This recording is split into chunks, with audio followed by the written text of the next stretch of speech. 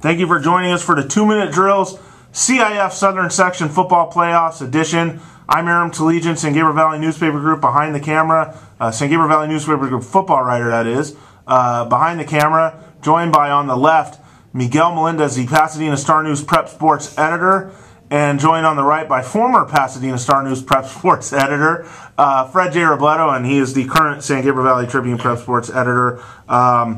Guys, when we get you together on set together, that usually only means one thing: a nice Tribune Star-News crossover game, and that's what we have going down on Friday night at Monrovia at 7 o'clock. Remember, this is not a 7:30 kickoff. This is 7 o'clock. Pomona, 6-4. At Monrovia, 7-3. Freddie, why don't you start us here, man? You seem to be on that Pomona bandwagon. You're the guy in the group here that has seen them. Well, that's the whole thing. I'm probably the only one in our group that's seen them. Yeah. They've kind of flown underneath the radar with a lot of other people. That's taken the heat off of you on your blog, right? I just happened upon them. You know, it was a Thursday night, and I went to go watch them play Northview, and I was really impressed. Not just the way they beat Northview, Aaron, but the way they handle them at the line of scrimmage, pushing them back all night. I thought, and I went and saw San Dimas play Northview too. Two totally different games. That's why I've been impressed with Pomona. If you look at what they did in league, with the exception of losing to Covina, who I think most of us are going to predict to win the league title. They lost that game 16-14, had San Dimas on the ropes, who a lot of people think might even meet Covina in the championships. They had them on the ropes before losing their last game. And look, I just think they're athletic. I think they have more size in the line than a lot of people give them credit for. I think their quarterback, Brandon Schreiman, is a very serviceable quarterback. Doesn't make a lot of mistakes. He's thrown a few touchdown passes this year. And Sir Darius Yarborough, the reason you see that guy with 1,718 yards and 17 touchdowns is because he's behind that line. And they're scoring a lot of points on folks, Aaron. And this Monrovia team, it's not the Monrovia team that they had last year. Granted, I still realize they're a very, very good team, and they turned around somewhat in the Rio Hondo League.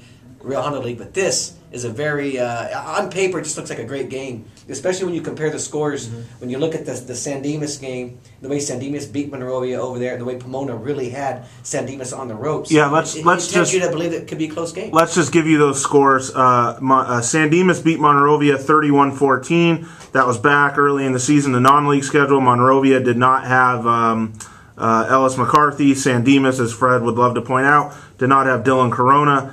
And then Pomona lost to San Dimas 36-31. So you can see, obviously, Pomona played them a lot closer and a lot later in the season.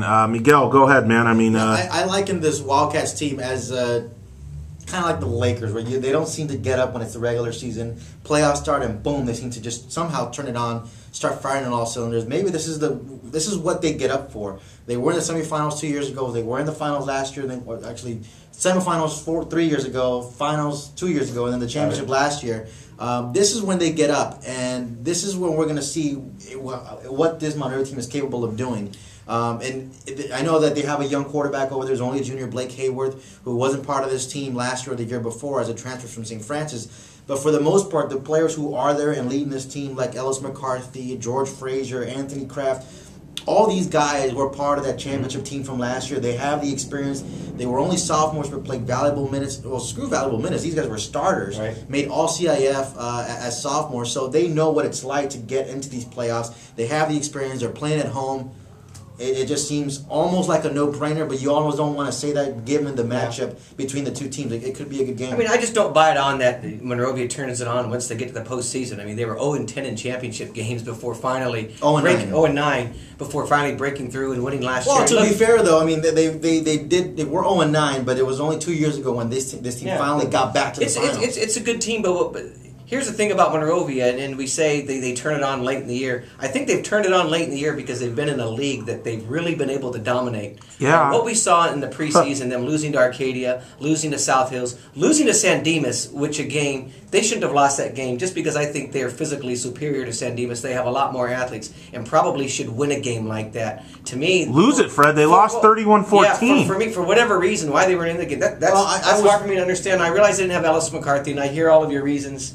And how much he impacts a game. But still, I am not completely sold on Monrovia because it's exactly what I said was going to happen once they lost that third game. I said they're going to go into the Rio Hondo League, they're going to blow everyone out, they're going to flex their muscles and say, hey, look, we're back. that doesn't really explain it. I think if they can beat Pomona and beat them in kind of a convincing way that leads you to believe that they're ready to defend their title, then yes, I'm jumping on the Monrovia bandwagon. But right now, I don't know. I'm going to have to see them against a quality team, and I think Pomona. That's why I said this is the best first-round matchup of the division, because I think Pomona is a team that a lot of people haven't seen, and when you look at their scores, they've been great. It's a scary first-round game for Monrovia. It really is. I'll play a little devil's advocate. Their run in the Rio Hondo League, I take with a grain of salt. You look at the Rio Hondo League, it's nothing.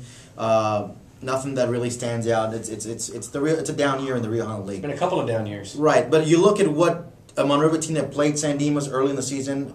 In those first 2 or 3 games, there wasn't a set starter. Even when fall camp was going on, there was no set starter. Was it Blake Hayward? Was it George Frazier? In that game against San Dimas, they finally gave the nod to Blake Hayward. It was his first start at quarterback. Granted, he had played, but they were going back and forth. Clearly, Monrovia still had no grasp on what they were doing offensively. I agree with you. And with Blake Hayward now getting the start from that point on to now, they finally have built some rhythm, and that could be an advantage that people haven't really noticed. Because I watched the game against South Hills, Miguel, and the thing that I came away with Monrovia is I thought they overthink themselves sometimes. They try to do too much Still early in the season, of keeping though. it simple.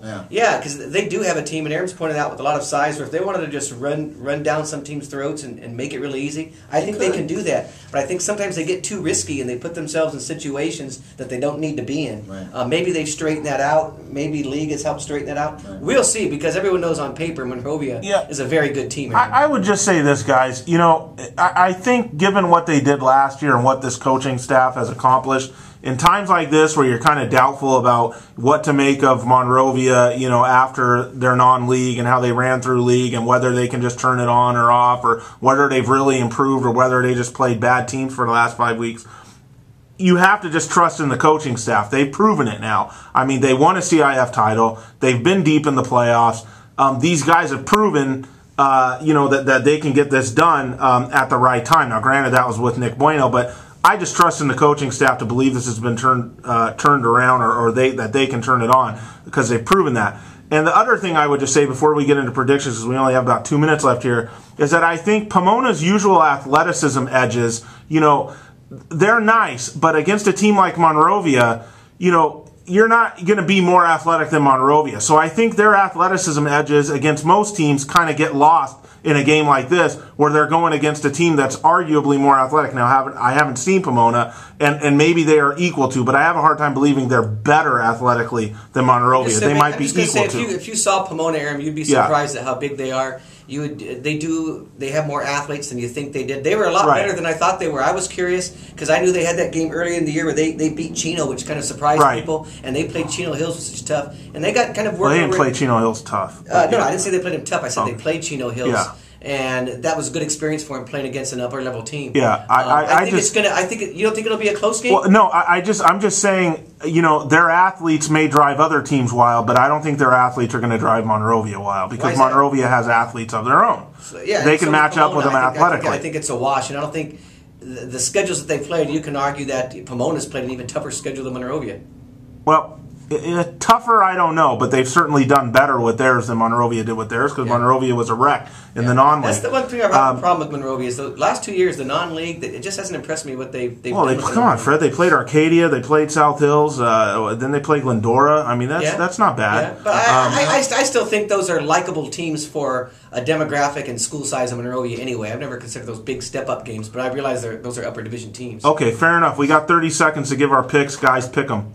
After all that, I'm taking Monrovia. Of course you are. I'm taking Monrovia. Of course you are. Because if you're going to pin me to it, I like them, but in a close game. Close game. Of course you are. Go ahead. Team speed from Monrovia will be impressive going with Monrovia. Yeah, I would agree with you all. Like I said, I just don't see Pomona's athletes. I obviously haven't seen them. That's a great caveat, and our bonehead blogger can have fun with that all day. But I just think that if they're that athletic, you know, that athleticism will get lost on another team with good athletes. Yeah. Again, this game is at Monrovia High School on Friday night, 7 o'clock. Get out there. Pomona 6-4, Monrovia 7-3. It should be a good one, and you know, we'll see what happens. I'd love to see Aram interviewing Schreiman in the finals. I have no problem with Schreiman whatsoever.